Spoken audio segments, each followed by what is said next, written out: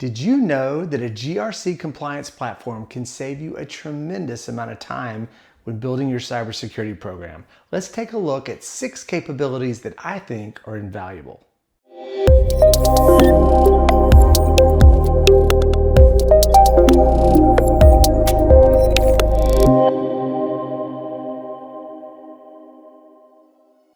Hey guys, Alex Ryals here from MicroAge. Today I thought we'd focus on a conversation I'm having almost every week with at least one of our clients, and that is governance, risk, and compliance in the context of cybersecurity. So what do we mean by GRC?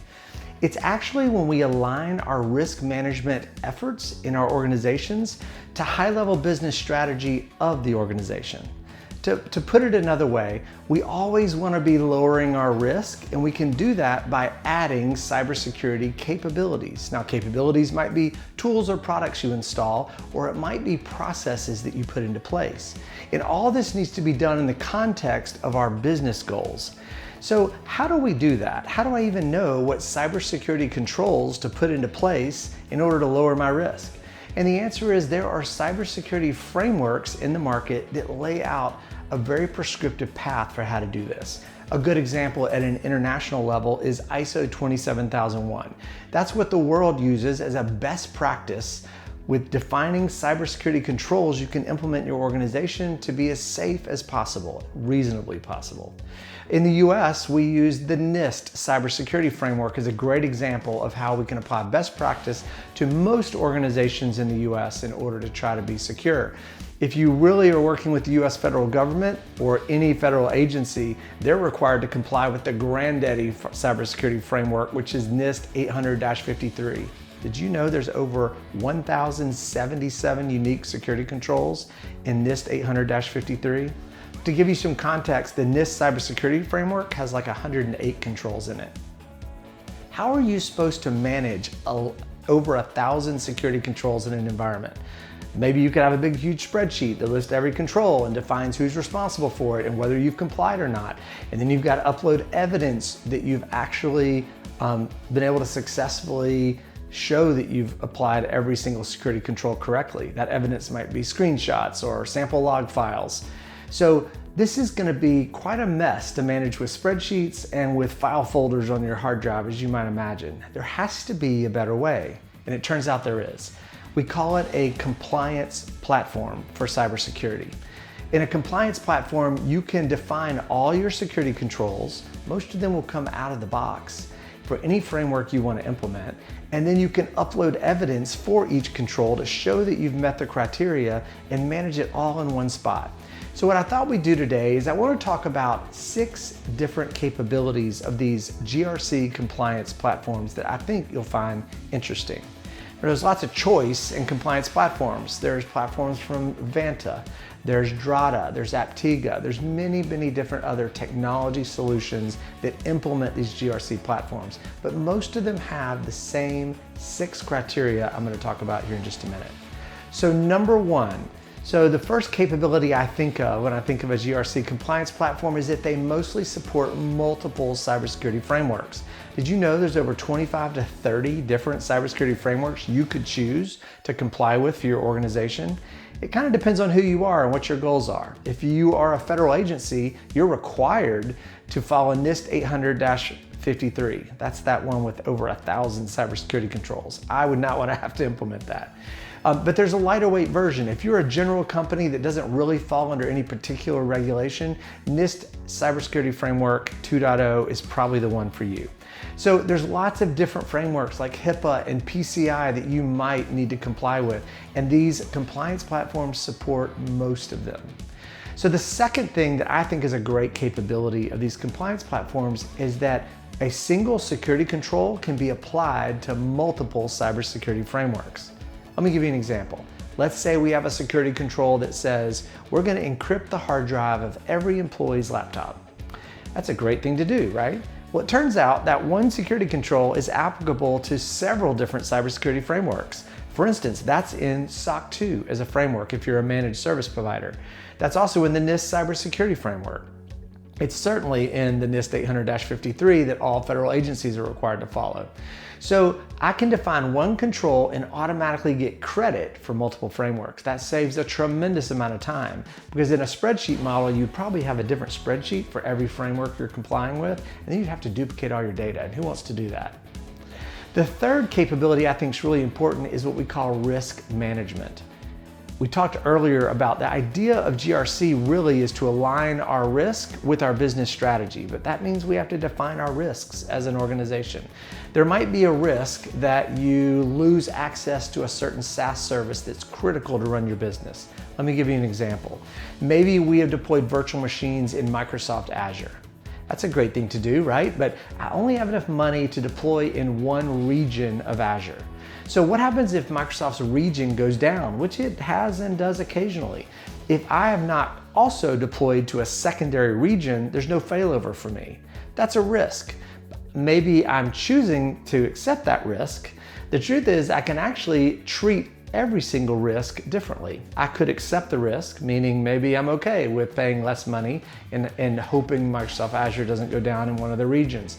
I could also avoid the risk. Maybe I stop using Azure altogether for whatever reason. Maybe I transfer the risk to a third party who's going to manage it for me. Or maybe I mitigate the risk, possibly by paying the extra money and having Azure duplicated to another region. The point is defining each and every risk in your organization and thinking about how are you going to treat that risk is a really important part of your cybersecurity posture, because by looking at a certain risk, you may decide you need to buy a new project, new technology, product, or possibly build a new process in order to lower the risk to a reasonable level while also aligning to your business goals. So a lot of these compliance platforms allow you to define what's called a risk register. You put all your risks in, you define the impact of that risk, the likelihood that risk might happen, and then you document what you're going to do in a treatment plan for that risk. Am I going to avoid it? Am I going to transfer it? Am I going to mitigate it? Or am I going to accept the risk? So the fourth capability I think is really cool about compliance platforms is third-party supplier risk. The truth is, it's one thing to secure your own organization, but what about all those third parties that you might connect your network to? One of the best examples of this was back in 2013 when Target had a big data breach. It made everybody's news. So what really happened there is a third-party contractor of Target, it happened to be an HVAC company, they had an employee who was the victim of a phishing scam. They got an email in their inbox, they clicked the link, the hackers got access to that person's credentials, and they used those credentials to then log into the Target network, which was a much bigger fish, and they stole some data. So it's very important that we evaluate the risk of all of our third-party suppliers to make sure that they are as secure as we purport to be. So if they're not, you can then choose, do I want to accept that risk and it's just worth it to work with this supplier? Maybe that supplier that you're working with isn't really accessing anything critical on your network and you're just going to accept the risk. Or maybe you avoid the risk by just stop using that supplier.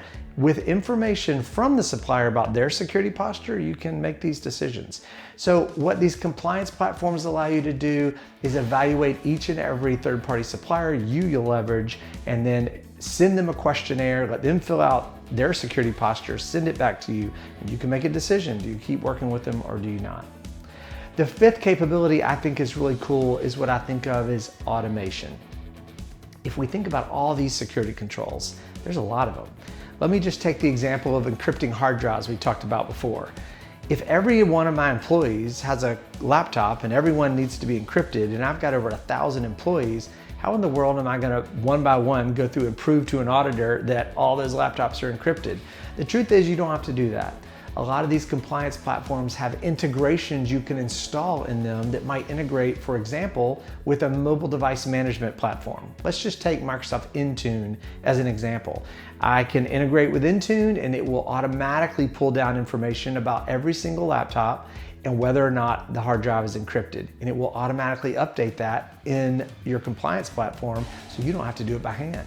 Pretty cool. So there's integrations in most of these compliant platforms to things like your backup background check provider. So if you do background checks on new employees, you can integrate with their system and through API, pull over evidence that you've done background checks. That's usually one of the security controls you have to do.